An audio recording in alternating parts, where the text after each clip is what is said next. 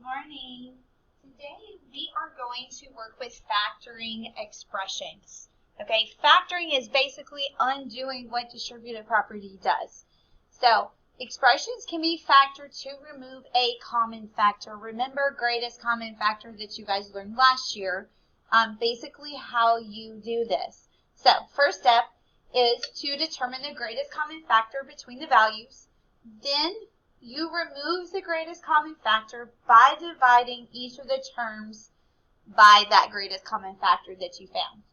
Okay, so our example says 6x plus 15, and of course when we find our greatest common factor it's 3. So the new expression, we're going to take that 3 out by dividing each of these by 3. Okay. And then when we do that, we always put that greatest common factor outside of the parentheses, and then whatever numbers we get when we divide inside. So 6x divided by 3 is 2x, and then 15 divided by 3 would give me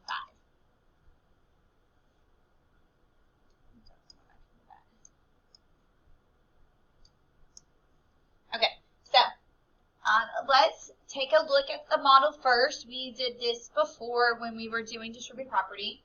Okay, so our first one, we have 4x plus 16, which we can take and write that as an expression. Okay, so 4x plus 16.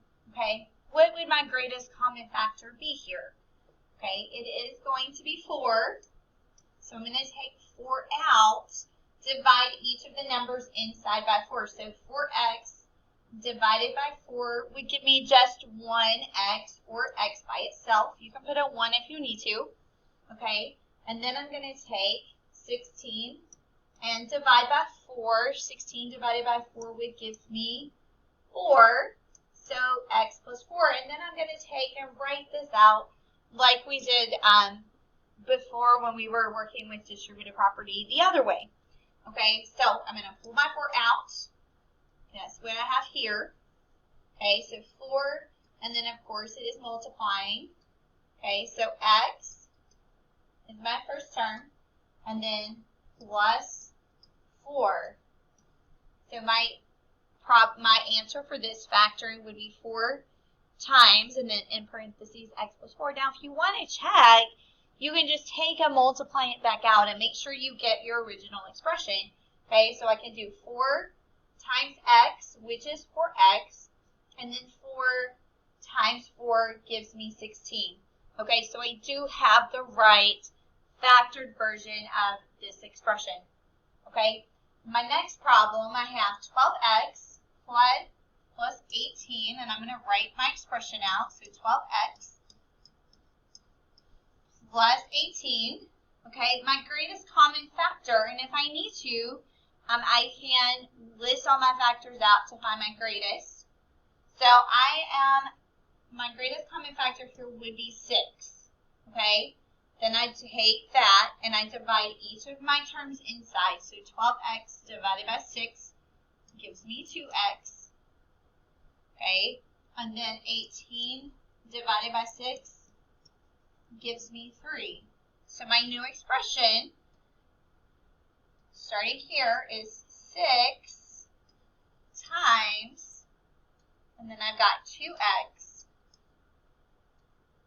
plus 3. And if I want to check, I can.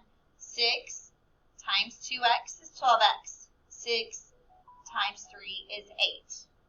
Okay, let's try now without using the models. Okay, so our first one is 6a plus 2. The greatest common factor between these two numbers is 2. So I'm going to take that out.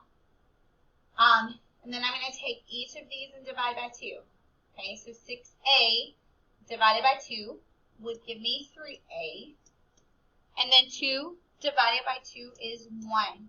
So 2 times, and then within parentheses, 3a plus 1. Let's double check.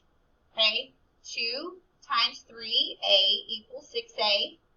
2 times 1 does equal 2. So I did write the correct expression. Okay, here's my next one. I have 24x minus 9. Okay, remember when we're working with expressions, it's best to just go ahead and change it to adding the opposite. Okay, and then I've got to think, what is my greatest common factor? Well, for 9, my only factors are 1, 3, and 9. 24 is divisible by 3 and not 9, so 3 would be my greatest common factor.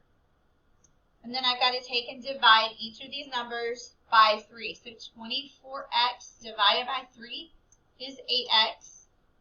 And then negative 9 divided by 3 is negative 3. Okay, now I can take and write this out using the subtraction sign. Either one of these, they're the exact same thing. Okay, and then I can multiply it to double check. So 3 times 8x is 24x. 3 times negative 3 is negative 9. So I do have the correct expression. Okay. My next one, 10x plus 35. Okay, so my greatest common factor here is going to be 5.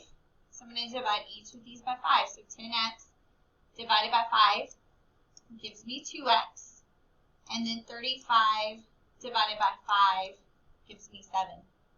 Double check my answer. 5 times 2x is 10x. 5 times 7 is 35. Okay, so I do have the correct expression. All right, that's all the problems I have for you guys today. Your homework is listed in Google Classroom for you. If you have any questions, please email me. I will see you later. Have a great day.